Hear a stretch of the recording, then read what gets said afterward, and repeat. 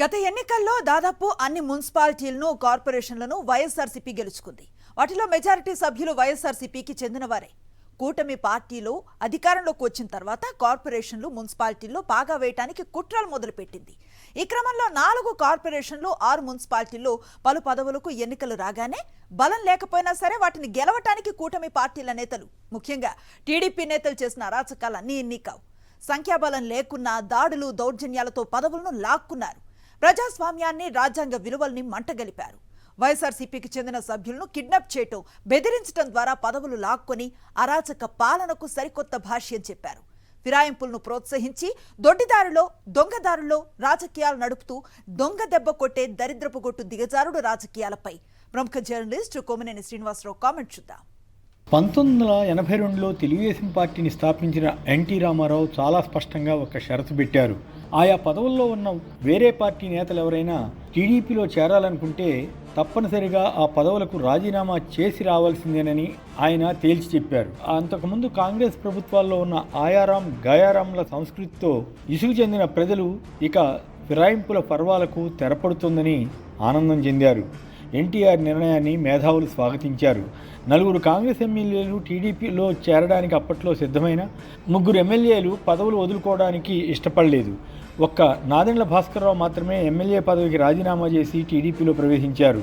ఆ తర్వాత కాలంలో కూడా ఎన్టీఆర్ అదే విధానానికి దాదాపు కట్టుబడి ఉన్నారని చెప్పవచ్చు. 1991లో పివి నరసింహరావు కేంద్రంలోని తన ప్రభుత్వాన్ని కాపాడుకోవడం కోసం జేఎంఎంతో పాటు టీడీపీ ఎంపీలను కూడా చీల్చారు. ఆ సందర్భంగా ఎన్టీఆర్ తీవ్ర విమర్శలు చేసేవారు. అది ఒకప్పుడు చరిత్ర. ఇప్పుడు ఆయన కుమారుడు నందమూరి బాలకృష్ణ, అల్లుడు చంద్రబాబు నాయుడు ఫిరాయింపులను ప్రోత్సహిస్తున్న తీరు చూస్తే ఇదేనా ఒకప్పటి టీడీపీ అన్న భావన ఆనాటి నుంచి ఈనాటి వరకు పార్టీని పరిశీలిస్తున్న వారికి కలుగుతుంది. చంద్రబాబు పెద్దగా విలువలు, ప్రజాస్వామ్య సూత్రాలు పట్టించుకోరు. పూర్తి అవకాశవాదంతో ఉండే వ్యక్తిగా గుర్తింపు పొందారు. అందులో భాగంగా 2014 టర్మ్లో 23 మంది వైఎస్ఆర్ కాంగ్రెస్ ఎమ్మెల్యేలను, 3 ఎంపీలను కొనుగోలు చేసి అప్రదిష్ట పాలయ్యారు. విశేషం ఏమిటంటే ఈయన ప్రతిపక్షంలో ఉంటే ఆ రోజుల్లో అధికారంలో ఉన్న కాంగ్రెస్ పార్టీ పశువులను కొంటున్నట్లు ఎమ్మెల్యేలను కొనుగోలు చేస్తోందని విమర్శిస్తుండేవారు. అధికారంలో రాగానే ఆ విషయాన్ని మర్చిపోయి యథాప్రకారం పార్టీ ఫిరాయింపులు చేయిస్తుంటారు. తానే స్వయంగా కొనుగోళ్ల అభియోగానికి గురవుతుంటారు.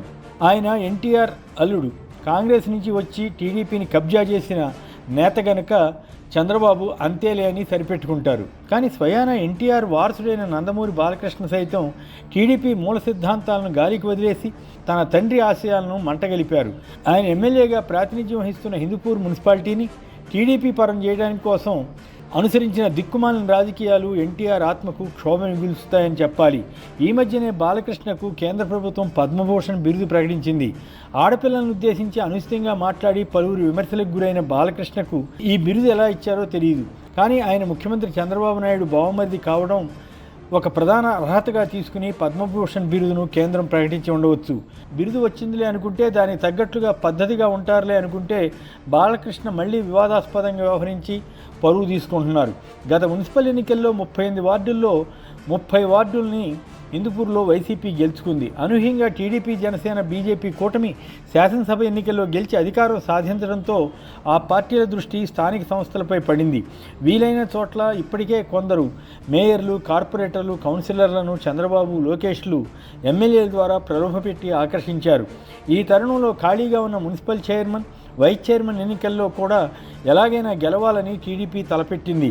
దీనికి మంత్రి లోకేష్ తీసుకొచ్చిన రెడ్ బుక్ రాజ్యాంగం ఉపయోగపడుతోంది. చంద్రబాబు తీసుకొచ్చిన రాజకీయ రాక్షస పాలన దీనికి గ్రీన్ సిగ్నల్ ఇచ్చింది. వైసీపీకి పూర్తి మెజారిటీ ఉన్న చోట కూడా తాము గెలవడం కోసం రెడ్ బుక్ను ప్రయోగించడం ఆరంభించారు. కార్పొరేటర్లను, కౌన్సిలర్లను భయపెట్టడం, కిడ్నాపులు చేయడం, పోలీసులే ఇందుకు నాయకత్వం వహించడం, దాడులు చేసి కౌన్సిలర్ల కుటుంబాలను భయభ్రాంతులకు లోన్ చేయడం వంటి నీచమైన చర్యల ద్వారా టీడీపీ, జనసేనలు స్థానిక ఎన్నికల్లో గెలిచే యత్నం చేశాయి. హిందూపూర్లో స్వయాన బాలకృష్ణ ప్రలోభాలు, బెదిరింపులకు తెరదీసి అక్కడ మున్సిపల్ చైర్మన్ పదవిని కైవసం చేసుకున్నట్టు వార్తలు వచ్చాయి. తిరుపతిలో అయితే మరీ ఘోరం. టీడీపీకి కేవలం ఒకే ఒక్క కార్పొరేటర్ ఉన్నప్పటికీ ఉప మేయర్ పదవిని టీడీపీ కైవసం చేసుకుంది. వైసీపీ పక్షాన పోటీ చేయడానికి సిద్ధపడ్డ ఒక కార్పొరేటర్ ఇల్లును కూల్చడానికి టీడీపీ నేతల ఆదేశాల మేరకు అధికారులు వెళ్లారు. అక్కడ మేయర్ అభ్యంతరం చెప్పినా వారు ఆమె మాట వినకపోవడం స్థానిక సంస్థల చైర్పర్సన్లకు కూటమి ప్రభుత్వం ఇస్తున్న విలువ అదని అర్థం చేసుకోవాలి. బస్సులో వెళుతున్న వైసీపీ కార్పొరేటర్లను కిడ్నాప్ చేయడం, బస్సుపై దాడి చేసి అద్దాలు పగలగొట్టడం, ప్రజలను భయభ్రాంతులు చేయడం వంటి ఘట్టాలు ప్రజాస్వామ్యాన్ని ఖూనీ చేశాయి. ఆ తర్వాత రోజు కూడా వైసీపీ ఎమ్మెల్సీ సుబ్రహ్మణ్యాన్ని కూడా ఇలాగే కిడ్నాప్ చేశారని వార్తలు వచ్చాయి. మరుసటి రోజు అధికారులు, పోలీసుల అండతో టీడీపీ అభ్యర్థి ఉప మేయర్గా విజయం సాధించిన తీరు స్థానిక ఎన్నికల అధ్వాన నిర్వహణకు అద్దం పడుతుంది. నూజివీడులో వైసీపీ కౌన్సిలర్ల ఇళ్లకు వెళ్లి మరీ మంత్రి పార్థసారథి బెదిరించి టీడీపీని గెలిపించుకున్నారట. ఇక మున్సిపల్ శాఖ మంత్రిగా ఉన్న పి నారాయణ తన వంతు పాత్ర పోషించారనుకోవాలి. నెల్లూరు కార్పొరేషన్లో టీడీపీకి బలం లేకపోయినా డిప్యూటీ మేయర్ పదవిని ఎమ్మెల్యే కోటమిరెడ్డి శ్రీధర్ రెడ్డితో కలిసి ఫిరాయింపులను ప్రోత్సహించి గెలిపించుకున్నారు.